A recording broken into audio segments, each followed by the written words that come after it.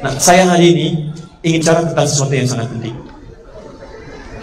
Ada amalan khusus, yang amalan ini saking khususnya nggak bisa dikerjakan oleh semua orang, kecuali hanya satu golongan saja. Dan berbahagialah jika Anda termasuk di dalamnya. Amalan ini hanya bisa dikerjakan oleh perempuan, tidak oleh laki-laki. Hanya perempuan. Dan Allah langsung menurunkan satu ayat khusus. Jika Anda benar kerjakannya dengan baik, maka Allah berikan 3 jaminan, bukan akhirat saja, 3 jaminan. 1, dunianya selama hidup akan dilindungi oleh Allah. Kedua, di alam kuburnya jasad Anda akan dijaga oleh Allah. Bahkan kalaupun belum dikubur, tapi Anda benar mencintai amalan ini, itu kalaupun terjadi musibah, aurat Anda tidak akan terbuka, dijaga oleh Allah. Dan yang ketiga, dimuliakan oleh Allah saat dibangkitkan di hari kiamat. Dan amalan ini hanya diberikan pada perempuan, bukan laki-laki. Maka berbahagialah bagi Anda yang menjadi perempuan pada hari ini. Bagaimana dengan ustaz yang laki-laki? Nanti ketika saya menghadapi bapak-bapak, saya sampaikan materi yang berbeda. Saya mau kabarkan pada ibu punya amalan, tapi sayangnya banyak perempuan yang tidak mengambilnya. Apa amalan itu? Hijab. Berhijab.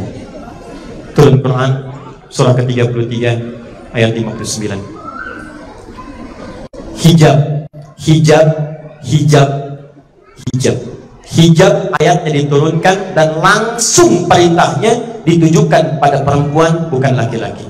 Karena itu sampai sekarang tidak pernah ada laki-laki berhijab, Bu.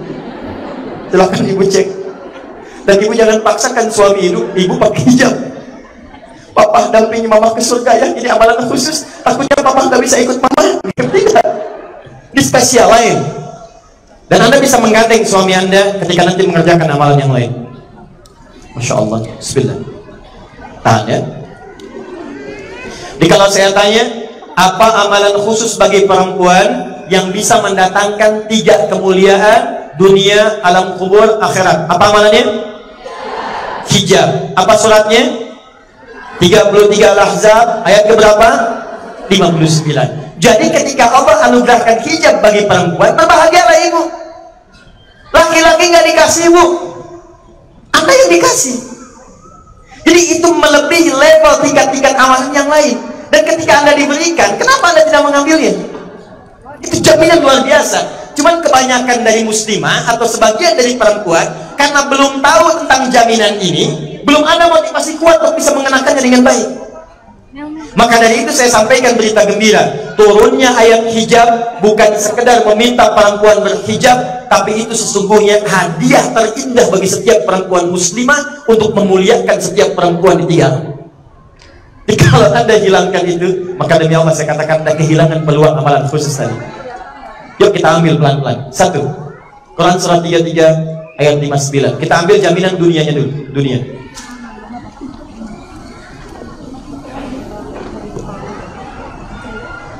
Sudah? Oh, para ikhwan, teman-teman yang hadir di sini juga bisa motivasi saudaranya, saudarinya, istrinya, anaknya. Kadang-kadang ibunya sudah berhijab baik, anaknya belum. Jangan sampai ibunya ke surga dengan khusus, anaknya terpisah, Bu. Demi Allah saya katakan, tolong ya. Kadang-kadang orang jauh diingatkan, anak sendiri tidak diingatkan. Ke teman-teman pengajian tuh, aduh kencang banget.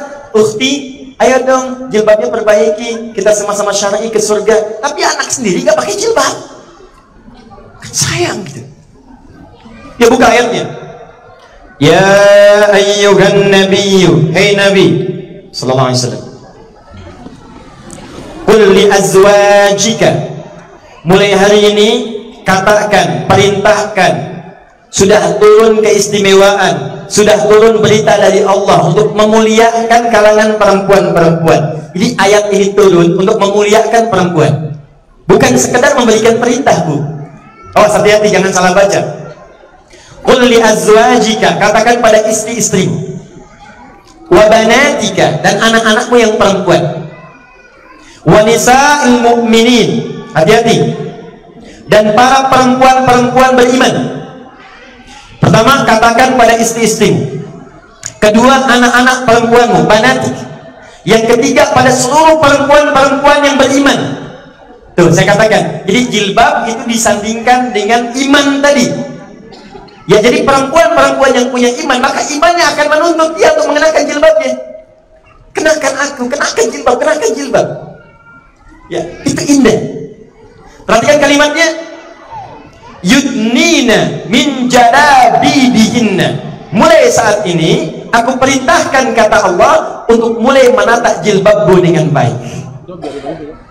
Ya, ada yang mengatakan jilbab yang dimaksud di sini setidaknya terbagi pada dua pendapat. Pertama, jilbab yang dimaksud di sini bukan terkait dengan kerudung, karena ayat kerudung sudah turun sebelumnya di surah An-Nur. Ya, yang di sini terkait dengan pakaian bagian bawah untuk dilonggarkan. Di kerudungnya dipakai, kemudian pakaian yang bawahnya pun dilonggarkan ke bawah. Ada orang-orang dulu pakai kerudung, tapi bagian bawahnya itu tersingkap. Bisa kalau zaman sekarang kerudungnya jilbabnya dipakai panjang segini, cuman pakaian daster. Maka turun ayat ini, jangan sampai kerudungnya bagus, bawahannya jelek. Sempurnakan. Ada yang kedua mengatakan yang dimaksud jilbab di sini kesempurnaan antara bagian atas dengan bawah. Kenakan pakaianmu, kenakan jilbabmu, longgarkan kemudian itu sehingga tak nampak auratmu, bukan dibungkus tapi tertutup. Kadang-kadang ditutup, Bu, tapi aurat masih nampak.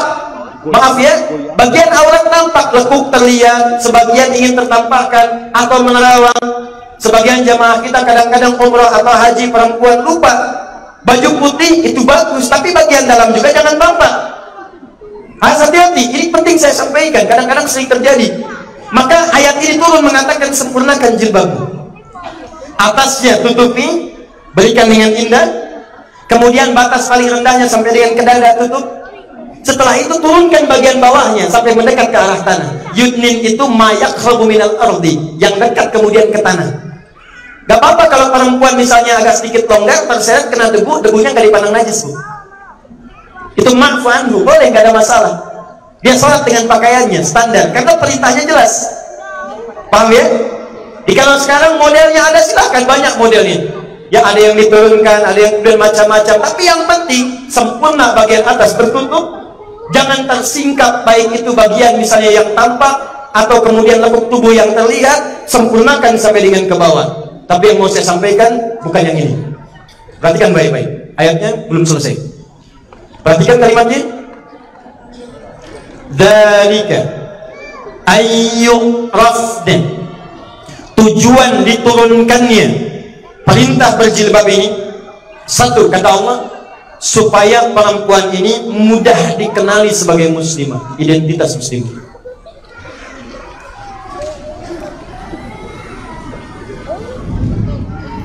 Jadi pertama, hijab itu, jilbab itu, kata Quran itu bagi perempuan beriman itu identitas tuh. Jadi dibedakan mana perempuan yang punya iman, mana imannya yang masih lemah. Dinampak pada jilbabnya, pada hijabnya kelihatan. Jadi ketika ada seorang perempuan kenakan jilbab, itu dalam syariat Islam sudah muslimah tuh, dikenali. Jadi dari jauh udah kelihatan muslimah, muslimah, muslimah, muslimah. Kenapa kemudian ini kalimat muncul? Karena dulu waktu sebelum ini turun, saat belum digunakan, maaf sekali, maaf, kisahnya perempuan-perempuan Islam itu sering diganggu muslimah.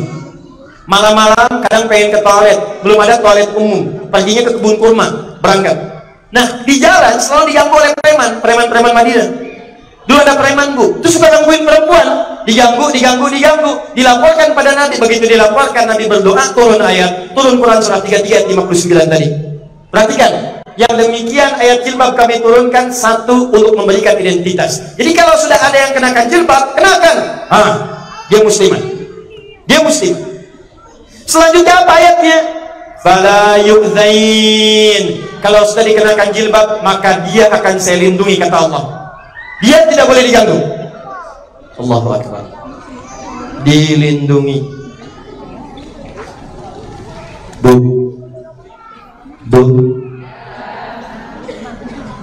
Ibu kalau cukup kenakan jilbab, sebetulnya dengan jilbab yang ibu kenakan, ini juga saya sampaikan pada para ikhwan yang laki-laki. Kebanyakan ikhwan belum paham fikih. Jadi kalau ada perempuan yang sudah kenakan jilbab, itu wajib bagi ikhwan laki-laki melindunginya dari segala gangguan.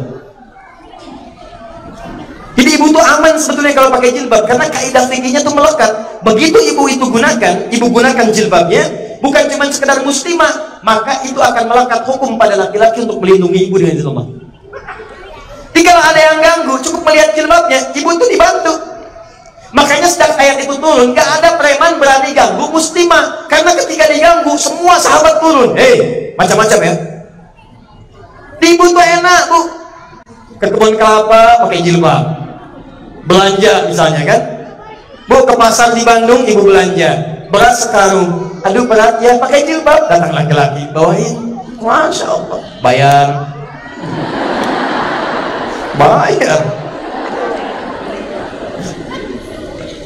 Jadi hukumnya tuh, jadi saya mau katakan, ketika syariat jilbab itu turun, itu perlindungan, Bu, hadiah istimewa, dan itu dikenakannya dengan ikhlas, bukan sekedar dipakai.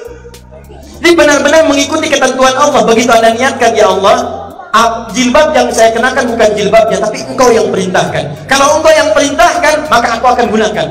Apapun yang diperintahkan, itu aku yang lakukan. Ini bukan jilbabnya yang penting, Allah yang perintahkan, itu yang dilakukan.